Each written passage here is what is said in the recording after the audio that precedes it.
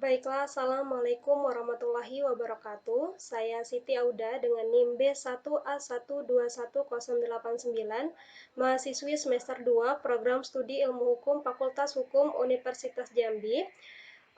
Baiklah, di sini saya akan menjelaskan mengenai teori-teori pengakuan, di mana ini merupakan tugas akhir semester dari mata kuliah Hukum Internasional dengan dosen pengampu yaitu Bapak Budiardianto SHMH. Baiklah, di sini saya akan menjelaskan, yaitu yang pertama mengenai teori-teori pengakuan, yang kedua macam-macam atau jenis-jenis pengakuan, yang ketiga bagaimana cara pemberian pengakuan dan penarikan kembali pengakuan, dan yang terakhir yaitu mengenai bentuk-bentuk pengakuan. Baiklah, langsung saja yang pertama, saya akan menjelaskan mengenai teori-teori pengakuan atau recognition.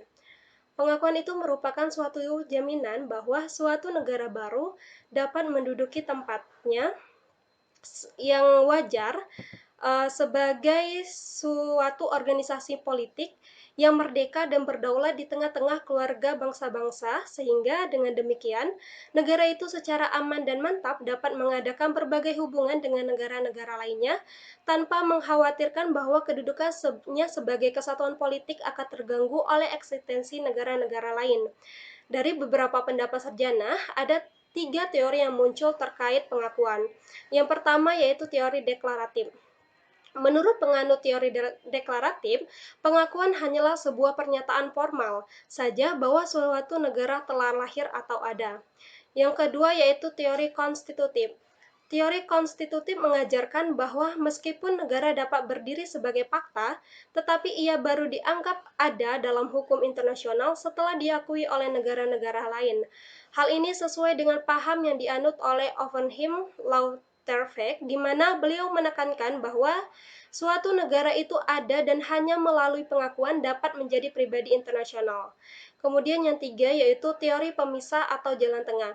Disebut teori pemisah karena menurut teori ini harus dipisahkan antara kepribadian hukum suatu negara dan pelaksanaan hak dan kewajiban dan dari pribadi hukum itu. Untuk menjadi sebuah pribadi hukum, suatu negara tidak memerlukan pengakuan. Kemudian yang kedua, yaitu saya akan menjelaskan mengenai macam-macam atau jenis-jenis pengakuan. Ada dua macam atau jenis pengakuan. Yang pertama yaitu pengakuan de facto. Pengakuan de facto berarti bahwa menurut negara yang mengakui untuk sementara dan secara temporer serta dengan segala reservasi yang layak di masa mendatang, bahwa negara atau pemerintah yang diakui telah memenuhi syarat berdasarkan fakta. Yang kemudian yaitu yang kedua, pengakuan de jure. Pengakuan de jure berarti bahwa menurut negara yang mengakui, negara atau pemerintah yang diakui secara formal telah memenuhi persyaratan yang ditentukan hukum internasional untuk dapat berpartisipasi secara efektif dalam masyarakat internasional.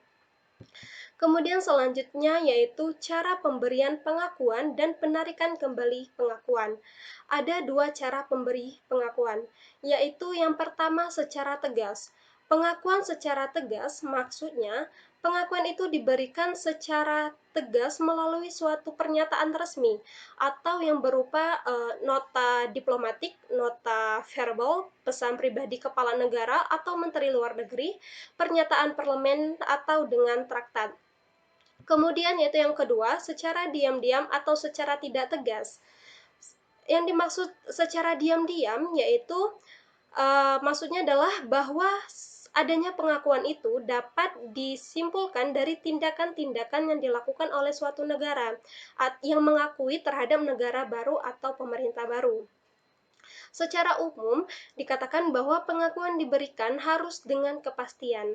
Artinya, pihak yang memberi pengakuan terlebih dahulu harus yakin bahwa pihak yang akan diberi pengakuan itu telah benar-benar memahami kualifikasi sebagai pribadi internasional atau memiliki kepribadian hukum internasional atau international legal personality. Sehingga apabila pengakuan itu diberikan, maka pengakuan itu akan berlaku untuk selamanya dalam pengertian selama pihak yang diakui itu tidak kehilangan kualifikasinya sebagai pribadi hukum menurut hukum internasional. Dengan itu maksudnya bahwasannya pengakuan yang telah diberikan tidak dapat ditarik kembali. Yang terakhir, saya akan menjelaskan mengenai bentuk-bentuk pengakuan. Nah, ada berbagai macam bentuk pemberian pengakuan, yakni termasuk pengakuan terhadap suatu negara. Yang pertama yaitu pengakuan negara baru. Jelas, pengakuan ini diberikan kepada suatu negara, entah berupa pengakuan de facto maupun de jure. Untuk mengakui suatu negara baru, pada umumnya negara memakai kriteria antara lain sebagai berikut. Yang pertama yaitu keyakinan adanya stabilitas di negara tersebut. Yang kedua, dukungan umum dari masyarakat atau penduduk. Yang ketiga yaitu kesanggupan dan kemauan untuk melaksanakan kewajiban-kewajiban internasional. Kemudian yaitu yang kedua, pengakuan pemerintah baru. Dalam hal ini dipisahkan antara pengakuan terhadap negara dan pengakuan terhadap pemerintah atau yang berkuasa. Kemudian yang ketiga yaitu pengakuan sebagai pemberontak atau beligerensi. Sifat pengakuan beligerensi ini lebih kuat daripada pengakuan sebagai pemberontak. Pengakuan ini diberikan bila mana pemberontak itu telah demikian kuatnya sehingga seolah-olah ada dua pemerintah yang sedang bertarung. Konsekuensi dari pemberian pengakuan ini antara lain, beligeran dapat memasuki pelabuhan negara yang mengakui, dapat mengadakan pinjaman, dan lain-lain. Dan yang terakhir yaitu pengakuan hak-hak teritorial dan situasi internasional baru, atau sesungguhnya isinya adalah tidak mengakui hak-hak dan situasi internasional baru. Baiklah, demikianlah tadi materi yang dapat saya jelaskan.